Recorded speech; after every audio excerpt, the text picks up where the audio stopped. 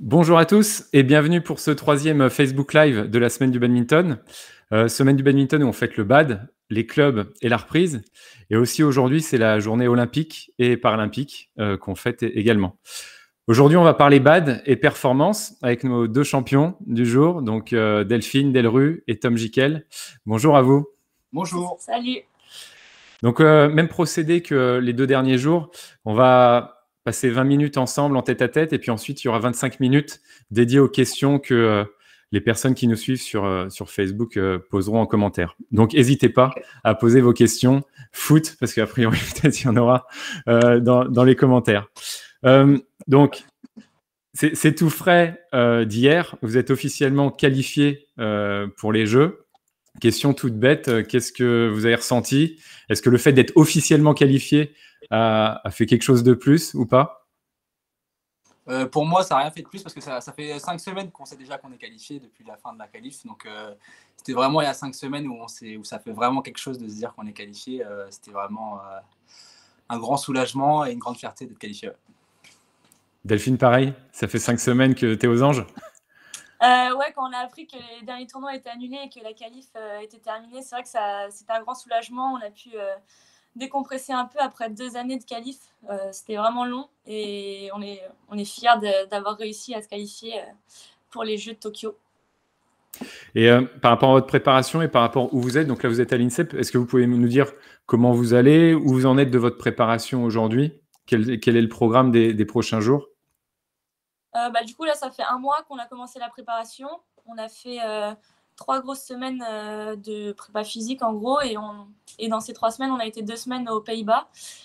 Et là, du coup, il nous reste 1 mois d'entraînement à l'INSEP avec tout le groupe France. Et donc là, on peaufine un peu plus les détails et on essaye de faire plus de situations de jeu et de matchs vers la fin pour bien préparer les Jeux. Et jusqu'au jeu, vous allez jouer des pairs qui sont aussi qualifiés au jeu, que vous allez avoir en partenaire d'entraînement? Comment ça va se passer? Non, je pense avec le Covid, tous les pays ont un petit peu peur d'échanger. Donc, non, Ouais. nous, on reste à l'INSEP et on s'entraîne avec les sparring français, quoi. Ok. Donc là aujourd'hui, c'est la journée performance et on va aussi mettre en valeur les clubs qui vous ont formé et qui vous ont suivi. Donc en retraçant un petit peu votre jeune carrière. Pour commencer, est-ce que vous pouvez nous dire chacun pourquoi vous avez choisi le bad et quels sont vos souvenirs les plus marquants dans le bad? Delphine, si tu peux commencer. Alors moi, j'ai commencé le bad à 7 ans à Écouen-et-Zenville. J'ai commencé tout à fait au hasard. Je voulais faire du sport étant jeune et je ne savais pas trop quoi faire. Donc je suis allée au forum des associations et on m'a proposé le badminton. Du coup, j'ai tenté ma chance et j'ai bien accroché direct, même si j'étais vraiment nulle.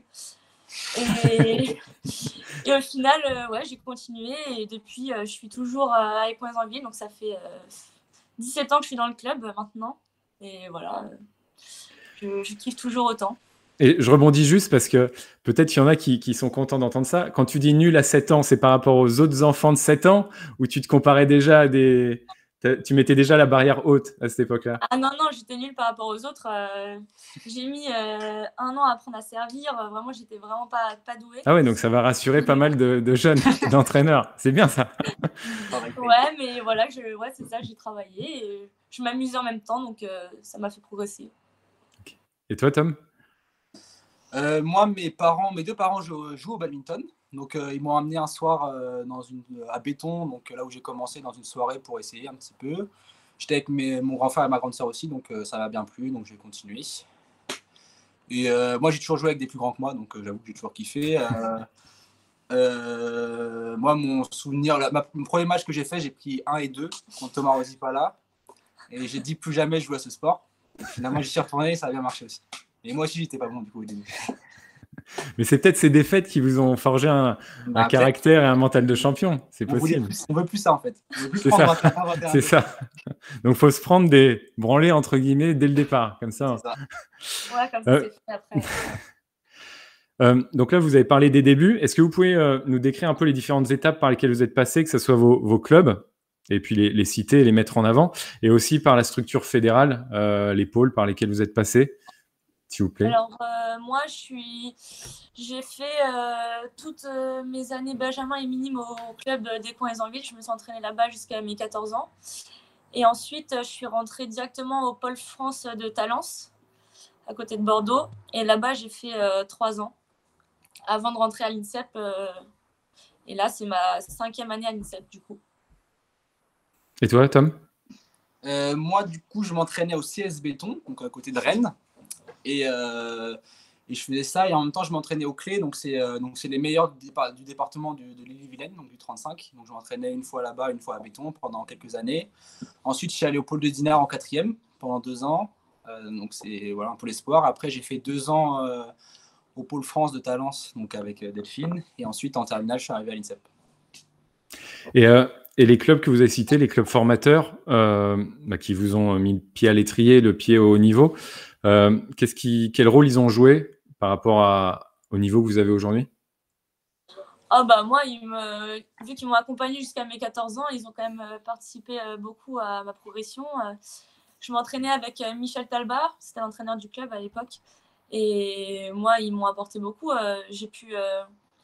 du coup, on a gagné l'élimination minime donc, en 2012, je crois. Et donc, j'étais encore au club, donc j'avais fait déjà des gros résultats alors que je m'entraînais toujours dans mon club. Donc, ils ont participé grandement à ma progression.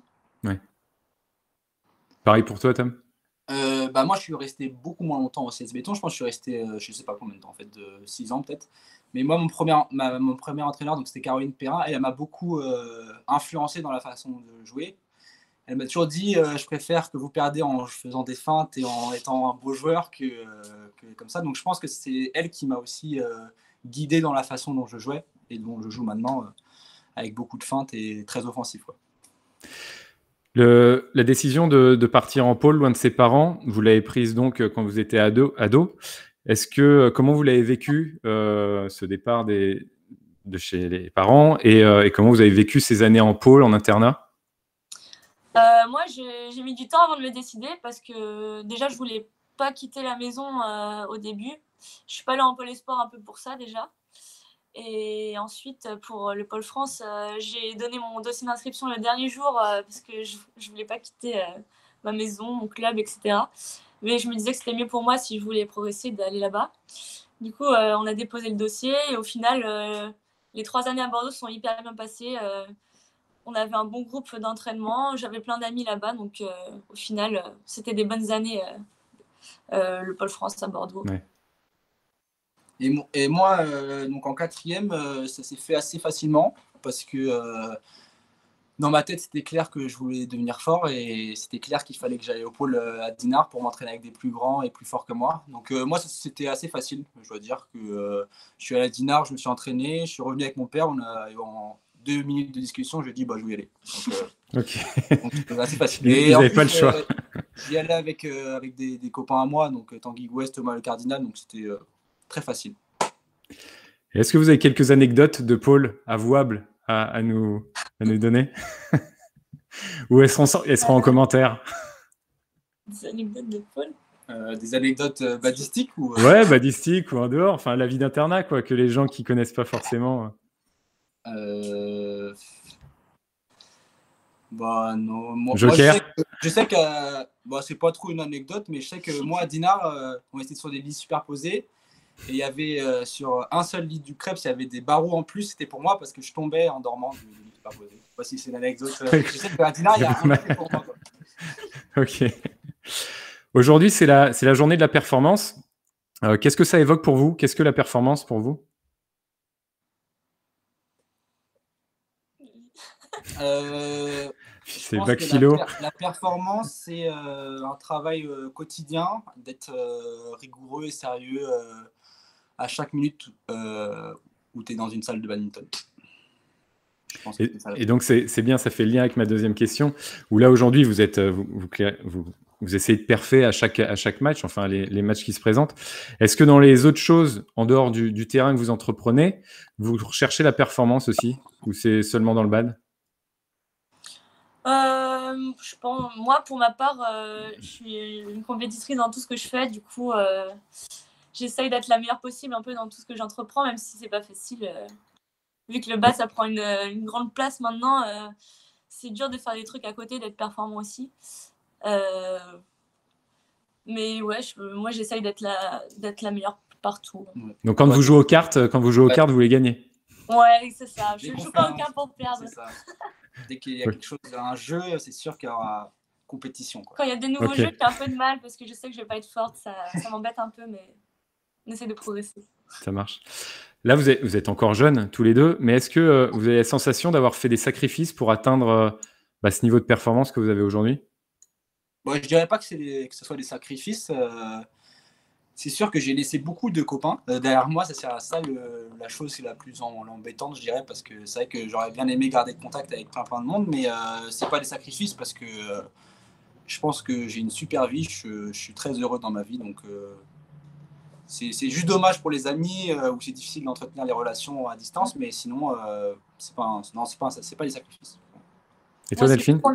C'est juste qu'on a un peu moins de temps pour faire les choses que les gens de notre âge font, faire des petites sorties ou quoi, mais après c'est nous qui avons choisi de faire ça, donc on assume et on est content. Enfin, on vit une vie de ouf, on voyage souvent, on fait ce qu'on adore tous les jours, donc on est content de ce qu'on fait. Ouais. Il n'y a pas de lassitude? Non, il y a des périodes forcément où ça se passe un peu moins bien, où on est plus fatigué ou quoi, mais non, si on n'a plus la passion du bad, c'est dur de faire du haut niveau. Ouais, c'est pas possible. Ok. Question peut-être un peu compliquée. Vous avez vécu une superbe année où vous avez progressé, vous avez passé des paliers à vitesse grand V. Si on retourne un an en arrière, qu'est-ce qui aurait été une contre-performance ou une performance? Ça dépend comment on le voit. Face à qui? Et est-ce que ça a changé aujourd'hui? Qu'est-ce qui serait une contre-performance et qu'est-ce qui serait une performance aujourd'hui? Je n'ai pas trop compris la question. Alors, ma question, c'est de savoir, est-ce qu'aujourd'hui, vous êtes 10e mondial? Est-ce que pour vous, qu'est-ce qui serait une contre-performance? Est-ce que vous vous basez par exemple sur le classement mondial et je ne sais pas si vous perdez contre le 12e, c'est pas bon pour vous et que c'est une perf quand vous battez le 8e? Et cette question-là, vous l'avez aujourd'hui. Et quelle réponse vous auriez donnée il y a un an avant cette folle année? Je pense que maintenant, une contre-performance, c'est... Non, c'est pas une contre... J'espère gagner contre tous ceux en dessous, au-dessus du top 5, je dirais. Donc c'est largement genre où j'y vais pour... Entre top 5 et après. Donc de 1 à 5, c'est chaud. C'est une perf si vous gagnez. C'est ça. Mais par contre, derrière, j'y vais pour gagner, quoi. Dans ma tête, je serais déçu de perdre, quoi. Ok. Et vous vous basez sur le classement mondial pour vous dire ça? Par rapport au niveau, moi, plus. Ouais, plus au niveau. En gros, si on bat les Chinois, les Thaïlandais ou Coréens et Japonais, c'est une perf pour nous. Mais le reste, on s'attend à gagner contre les Indonésiens, les Anglais ou les Malaisiens, quoi. C'est plus en termes de niveau, ouais. Mais du coup, ça reflète le classement mondial quand même. C'est bien. Ouais. Ok. Tom, alors, j'ai une question avant d'avoir une question individuelle pour tous les deux. Est-ce que vous avez la même gestion tous les deux des victoires et des défaites? Est-ce qu'il y en a un qui va pendant 2 jours être inconsolable et l'autre qui, au contraire, pendant 10 minutes après, il aura oublié, il sera passé à autre chose? Est-ce que vous avez une gestion différente ou pas? Je pense que ça dépend des défaites. Ça dépend si c'est ma faute ou sa faute. Non, ça dépend. Je pense qu'on est un peu préparé. Il y a du temps à digérer. Ouais. Delphine un peu plus, je dirais. Plus de temps à digérer. Et la victoire, c'est facile à gérer. La victoire. Ok. Tom, tu es reconnu pour avoir une soif de connaissances et de conseils et d'assimiler très rapidement ces consignes pour toujours essayer de progresser et d'atteindre cette performance. Est-ce que tu as toujours été comme ça ou est-ce que tu sens qu'il y a eu un déclic à un moment? C'est gentil en tout cas. Non, mais je crois que dans le badminton, les entraîneurs qui te côtoient et les gens qui te connaissent sont un peu unanimes là-dessus. Enfin, c'est une de tes grandes forces. Donc, je crois pas me tromper en disant ça. Non, mais... ça me fait plaisir. Mais je sais que Régis Bridel, donc, quand je suis arrivé en 4e à Dinard, il disait que j'étais comme une éponge. Tout ce qu'il disait, j'arrivais à le capter et à tout de suite en sortir quelque chose et à l'assimiler. Donc, c'est sûrement vrai. Mais donc, ça date de longtemps, je pense. Je sais que ma maman m'a toujours dit, dès que j'allais dans un stage, essaye d'apprendre le plus de choses que tu peux. Donc peut-être que j'essaye de le faire depuis que je suis tout petit, mais je sais que la première fois qu'on m'a dit ça, c'était à Dinard. Et est-ce que avant, alors là on rentre un peu dans l'apprentissage, est-ce que tu cibles un peu la source qui te dit, tu l'analyses ou là tu prends toutes les sources et ouais. Bah complètement. Après quand je suis petit, je prends toutes les sources. Maintenant, et puis maintenant tu sélectionnes. D'accord. Mais en même temps, en fait, c'est que je prends ce qu'il me dit. Si ça marche pas, je l'enlève de ma tête. Et si ça marche, je le garde, quoi, en fait. C'est juste que j'écoute tout ce qu'on me dit. Je porte pas de jugement dessus avant d'essayer. Et dès que j'essaye, je sais si c'est bien ou si c'est pas bien. Ou si ça me correspond plutôt. Parce que ça peut correspondre à d'autres personnes, en fait. Ça marche. Question pour toi, Delphine. Tu as une vision du jeu qui est au-dessus de la moyenne, enfin qui est plutôt bien développée. Là encore, est-ce que c'est quelque chose qui est inné, qui s'est travaillé ou c'est un mix des deux? Je pense que la vision du jeu, c'est quelque chose que j'ai toujours eu. Michel, il me disait souvent que je voyais bien le jeu. Enfin, je sais pas, je sens ce qui va se passer sur le terrain assez rapidement. Et je pense que c'est quelque chose qu'on a ou qu'on n'a pas au début et qui peut s'améliorer un peu, mais c'est dur de l'acquérir quand on ne l'a pas, je pense. Du coup, c'est quelque chose plutôt d'inné, ouais. Ok. Par rapport à vos derniers résultats, vous gérez a priori plutôt bien votre stress sur les fins de set. Par exemple, sur l'Open de Suisse face à Christiansen, enfin les deux sets serrés, vous les avez bien gérés. Comment vous l'expliquez? Enfin, quand vous jouez des paires à peu près du même niveau que vous, comment vous l'expliquez? Est-ce que c'est mental, c'est tactique? Est-ce que c'est de la jeunesse et de l'insouciance? Comment vous expliquez ça? Je pense que c'est un peu tout ce que tu as dit. Je sais que Baptiste, derrière, il essaie de nous dire de prendre des initiatives tout le temps entre chaque point, tenter les choses et aller chercher les points. Et ça, je pense que ça nous parle beaucoup à tous les deux. Et si on prend le match contre les Danois, justement, à chaque point, on prend des grosses options et ça passe. Donc, Et vous continuez à le faire même à 19 partout ou à 20 partout? On le fait encore plus. C'est là où on le fait encore plus. D'accord. Et c'est là où ça paye parce qu'on sent un petit peu l'instinct, on le sent bien. Et en plus, c'est justement le stress, on se dit que si on veut gagner le match, il faut aller le chercher, quoi. Donc Baptiste nous essaie de nous le rappeler tout le temps qu'il faut prendre les initiatives et aller les prendre, quoi. Ok. Dans les prochaines années, vous allez sûrement jouer et rejouer très souvent les mêmes paires. Dans les super séries, c'est des petits tableaux, etc. Comment vous allez gérer ces rencontres-là? C'est-à-dire que est-ce que vous allez essayer de changer de tactique à chaque fois? Est-ce que vous allez au contraire apprendre par cœur des paires? Ça va dépendre des paires. Comment vous allez vous y prendre? Comment vous allez vous adapter à ces rencontres qui vont se faire souvent de façon récurrente face aux mêmes adversaires? C'est une bonne question. C'est vrai que là, on commence déjà à rejouer pas mal de paires. Et on essaye de se rappeler un peu nos anciens matchs face à ces paires-là en regardant un peu de vidéos.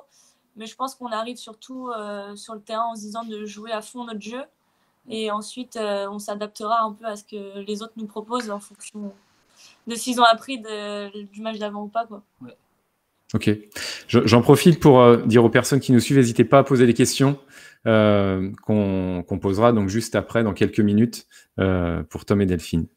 En dehors du terrain, qu'est-ce que vous mettez en place pour être encore plus performant qu'aujourd'hui, d'un point de vue diététique, sur la récup, sur le sommeil? Est-ce qu'il y a des choses que vous mettez en place aujourd'hui spécifiques?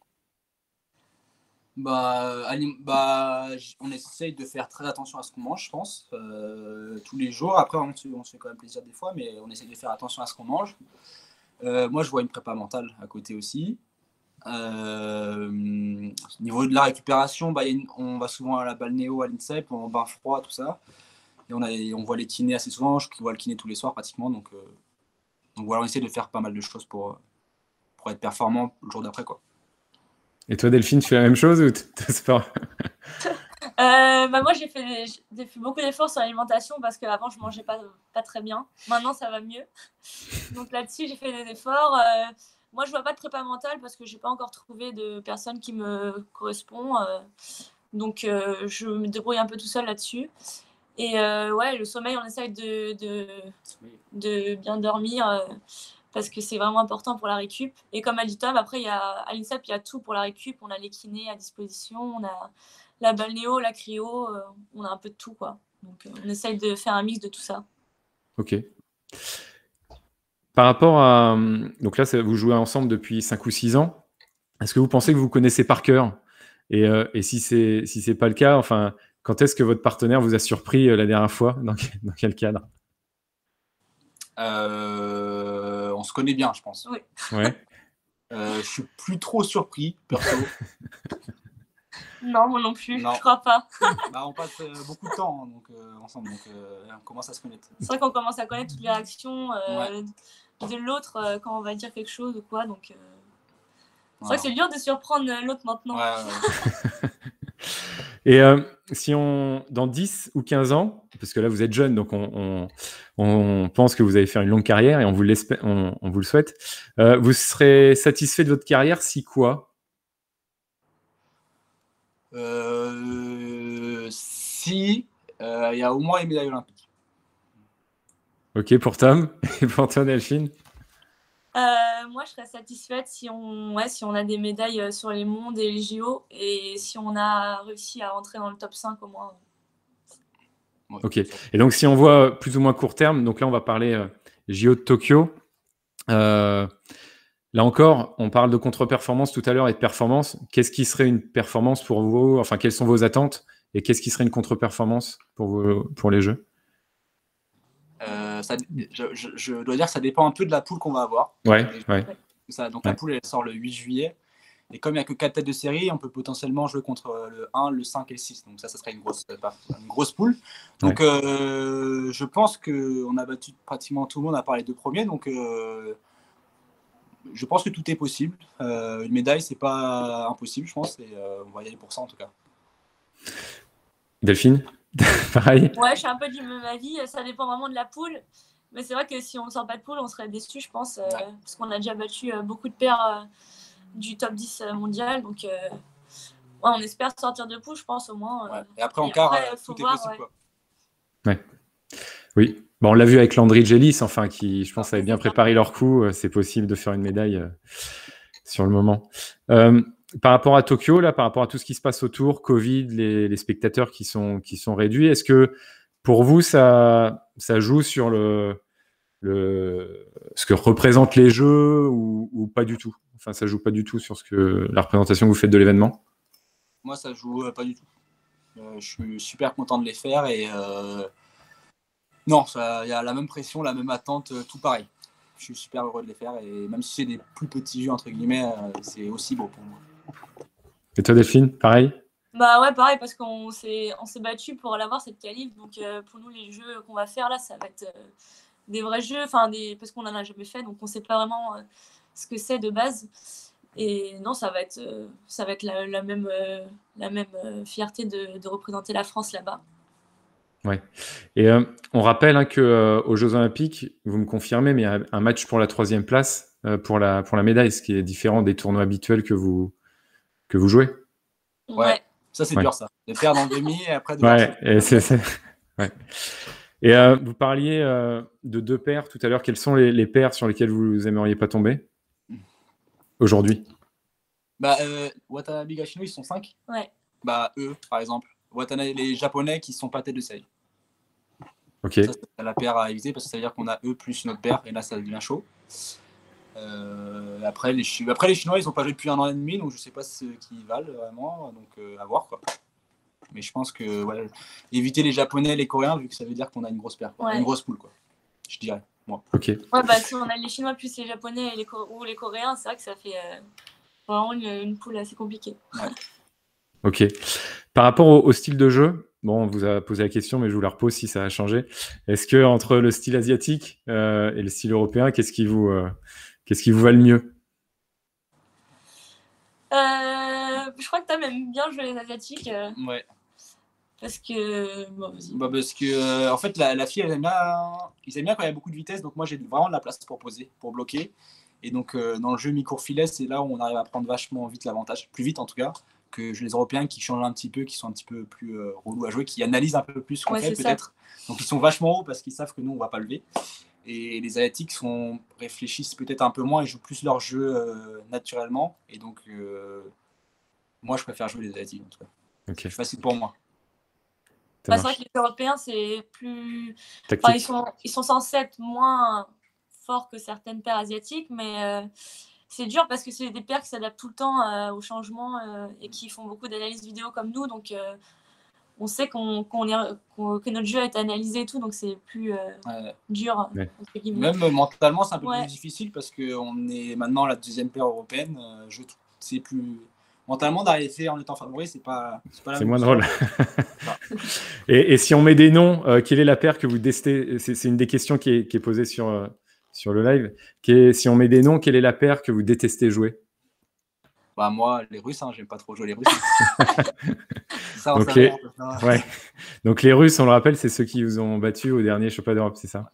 Ouais. Ok. Bon, je suis désolé de vous rappeler des mauvais souvenirs. Je l'attendais, cette question, de toute façon, hein. Est-ce que vous avez déjà été blessé et comment vous avez géré les blessures? Bah moi, j'étais blessé du coup 1 mois avant les Europes. Donc pendant 3 semaines, j'ai un conflit à la hanche. Donc en fait, c'est juste que la hanche, elle est inflammée en gros. Et donc, comment j'ai géré, on essaie de voir le kiné tous les jours, faire du renfort, essayer de le soigner au maximum, en attendant de taper les volants mais sans trop bouger et essayer de se préparer le mieux possible pour le tournoi, même si on sait que c'est pas une préparation top, quoi. Donc, c'est pas ton entraîneur qui a le même problème? Oui, la même chose. C'est contagieux. Lui, c'est pire que moi. Comment se passe la prépa mentale avant un tournoi? Est-ce que vous faites des exercices? Est-ce qu'il y a des choses spécifiques que vous faites avant un tournoi? Non, moi Non, pas spécialement. Non? Non. Ok, question claire, réponse claire. J'ai une question. Vous avez une progression assez fulgurante. À quel moment vous estimez avoir eu le déclic pour atteindre votre niveau actuel? Enfin, est-ce qu'il y a un match ou un tournoi qui vous a donné confiance pour après marcher sur tout le monde? Je pense que le tournoi qui nous a donné beaucoup de confiance, c'est quand on a gagné Orléans en 2019. À partir de ce moment-là, après, on a enchaîné les bonnes performances et les bons résultats. Donc, moi, je pense que ce tournoi, il a eu un déclic mentalement. Je pense qu'on savait qu'on pouvait le faire et là, on l'a réussi à le faire. Gagner un World Tour Super 100, c'est le premier.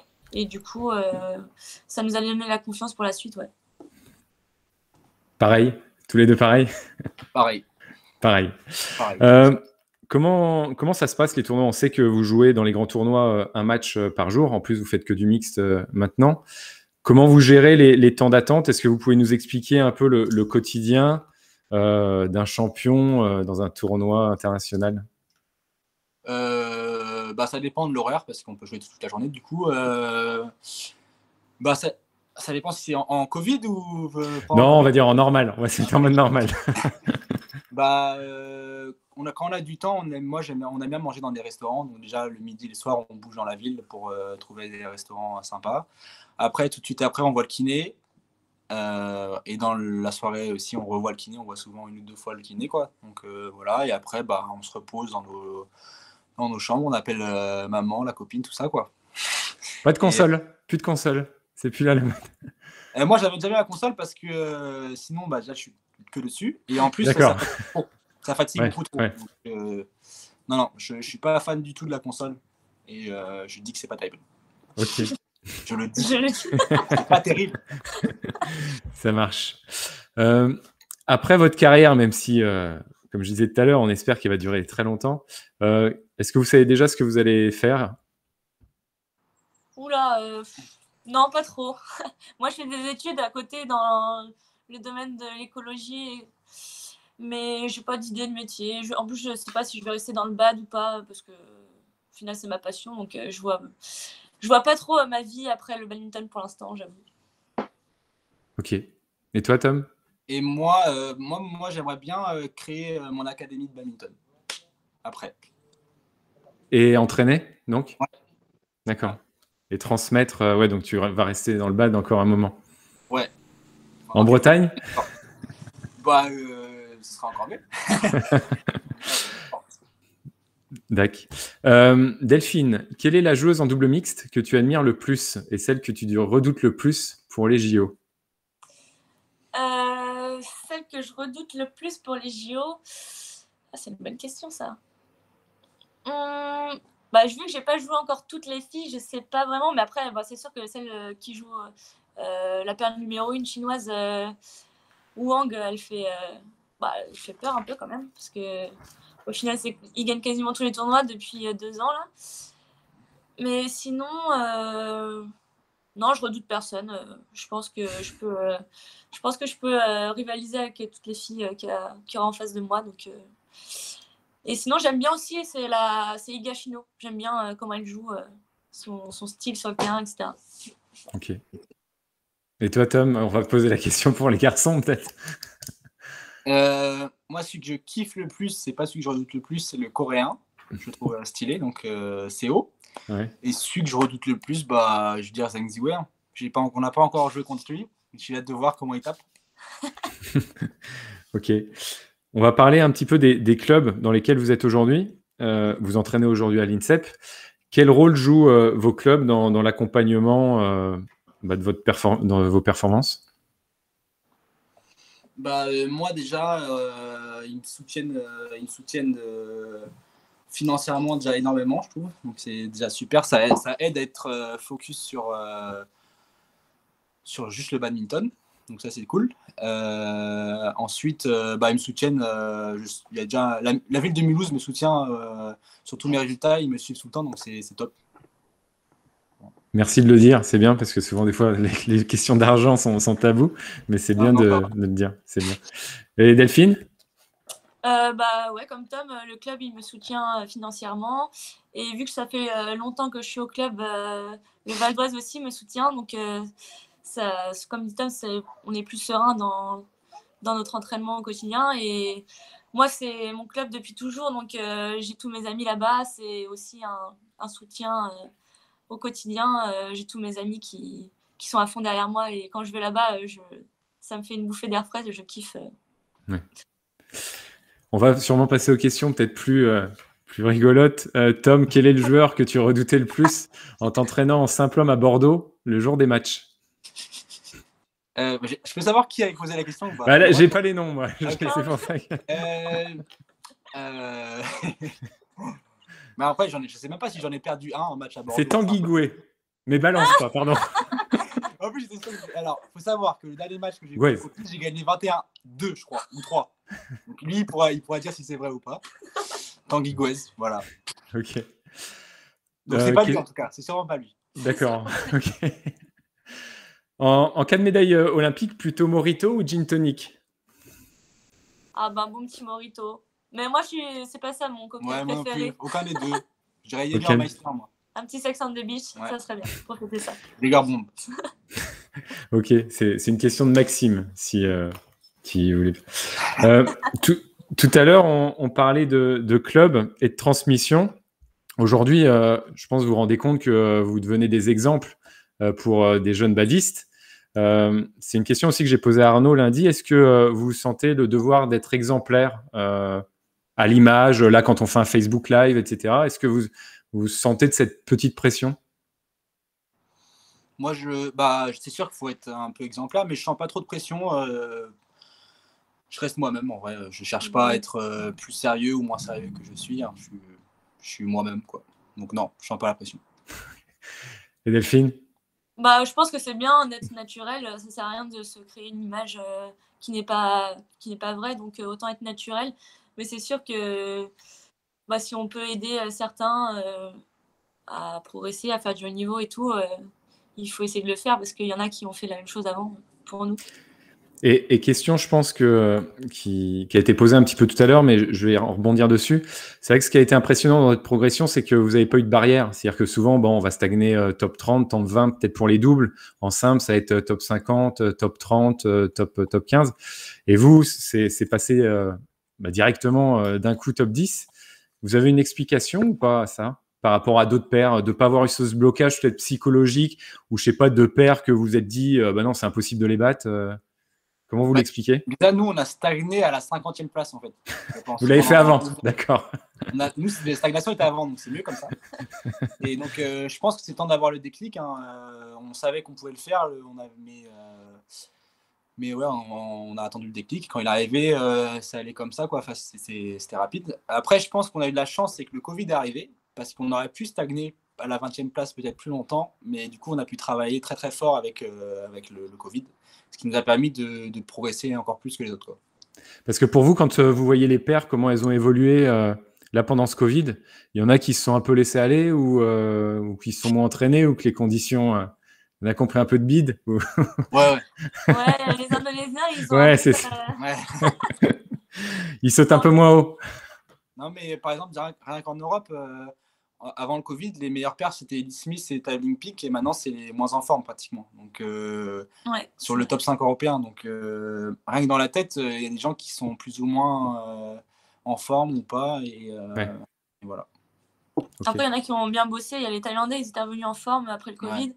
Mais c'est vrai que les Asiatiques, en général, ils ont pas forcément progressé. Les Malaisiens, les Indonésiens, ils sont restés à peu près au même niveau.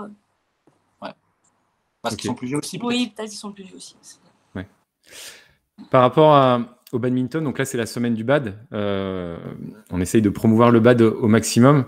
Est-ce que vous avez des idées, vous, pour promouvoir le bad, que ce soit vous à votre échelle avec votre image, ou si vous avez des idées qui ne seraient pas encore réalisées dans les clubs ou ailleurs?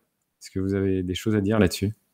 Je pense que pour nous, la meilleure façon de promouvoir le bad, c'est faire des résultats. Et d'avoir une médaille olympique, ce serait la meilleure façon de le faire, je pense.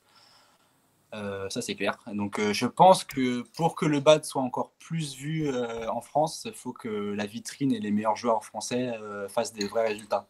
Donc, nous, on commence à le faire, mais ce n'est pas encore assez. Je pense qu'il faut qu'on soit encore meilleur. Ok. Delphine, d'autres idées? Là, comme ça, j'ai pas trop d'idées, mais ce qu'a dit Tom, c'est ça, quoi. Je pense que pour que le badminton devienne un sport plus important, il faut plus de médiatisation, et pour ça, il faut que les meilleurs Français soient plus vus. Et après, du coup, ça amènera tout type de public en plus dans le badminton. Et d'ailleurs, en parlant de médiatisation, le fait qu'aujourd'hui, je suppose que ça devait être impressionnant, la finale des Super Séries, vous avez fait demi-finale, je pense qu'il y avait des caméras, des interviews, etc. Qu'est-ce qui a changé dans cette gestion-là des médias? Je suppose qu'avec la fédération, vous préparez un petit peu ça. Est-ce que, peut-être les gens qui nous écoutent ne savent pas forcément, mais comment on vous brief, comment ça se passe pour bien communiquer? On ne nous a pas briefé. Ah oui. C'est que vous êtes bon alors, c'est que vous êtes bon. Excellent. Non, on répond simplement aux questions. Franchement, il n'y a pas de. Comme je disais avant, on essaie d'être naturel, de répondre comme on le sent, en étant soi-même, quoi. Et je pense que ça marche bien comme ça. Après, ce qui a été le plus dur à apprendre, c'est de bien répondre quand on perd les matchs. Je pense que ça, c'était le plus compliqué. Je sais qu'il y a des fois, elles ne mettent pas trop quand on perd. Ouais, c'est vrai que surtout au début. C'est le début, il y a un peu plus de temps. Ouais, moi, j'aime pas trop de base les interviews et tout. Je suis un peu timide. Du coup, au début, c'était dur. C'est vrai de parler. En plus, sur les tournois, on fait beaucoup d'interviews en anglais, donc c'était pas trop mon fort. Mais à force d'en faire, on progresse. Mais c'est vrai que la gestion de la défaite devant les interviews, c'est compliqué. C'est pas facile. Ouais, je comprends. Par rapport au JO de Tokyo, qui va être une compétition un petit peu à part, est-ce que vous avez des choses spécifiques que vous allez faire avant ou pendant? Est-ce que vous allez beaucoup jouer dans la salle? Est-ce que vous allez vouloir connaître le village olympique par cœur pour être rassuré de tout ce qu'il y a pour que le moment du match qui arrive, vous ayez le moins d'incertitude possible? Comment vous pensez gérer cet événement? C'est sûr qu'on doit essayer de faire le maximum d'entraînement dans la salle principale. Après, nous, on a déjà joué dedans il y a 2 ans, donc on la connaît déjà un peu, mais le but, c'est de se familiariser le maximum avec. Après, pour le village, pas forcément connaître tout le village, mais le but, ce sera d'être le plus vite à l'aise en fait, dedans et de se sentir vraiment bien, quoi. Ça serait le plus important. Et aujourd'hui, vous essayez, alors c'est peut-être un peu tôt, mais est-ce que vous allez prendre des conseils de Brice qui a déjà fait 2 jeux, de personnes qui ont déjà fait 2 jeux dans le bad, ou même en dehors du bad, parce qu'à l'INSEP, il y a d'autres sportifs en dehors du bad. Est-ce que vous voulez vivre votre expérience personnelle sans avoir d'a priori? Je pense qu'on peut en parler un peu avec Brice, quand on le verra, mais sinon, on va y aller un peu comme ça et voir comment ça va se dérouler. Je pense que on va réussir à bien gérer ça. On s'imagine un peu comment ça peut être, mais bon. Ouais, puis ça sera un contexte un peu inédit en plus par rapport aux autres. Il y aura peut-être moins de fiesta dans le village olympique. Est-ce qu'il y a une question que vous auriez voulu que je pose?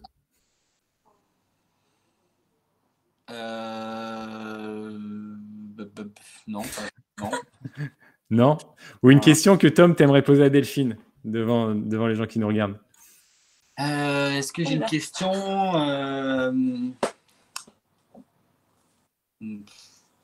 Bah non, je connais déjà tout.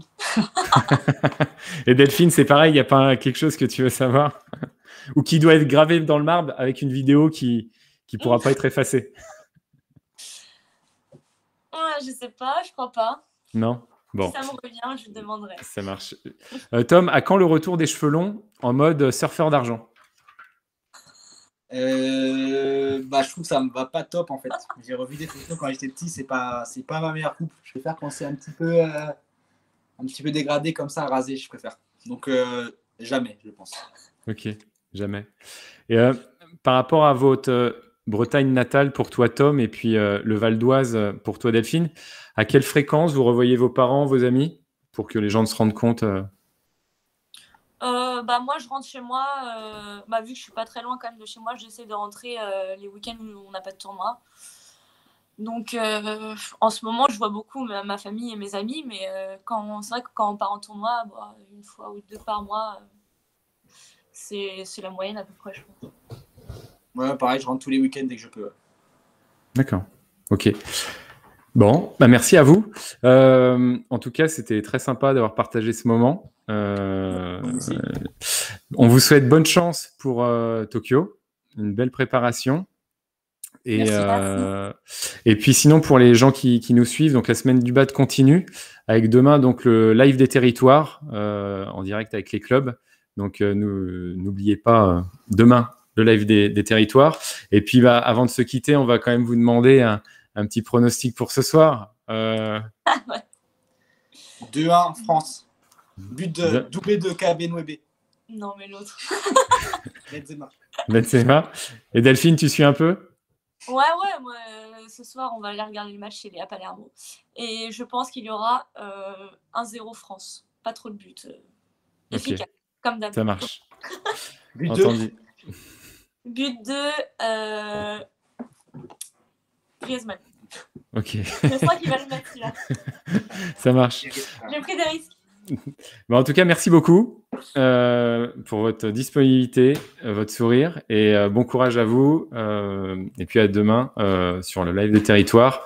Merci, au revoir, bonne soirée, allez les Bleus. Bonne soirée, merci. Merci, au revoir. Je sais pas s'il faut. Comme ça, elle va nous dire.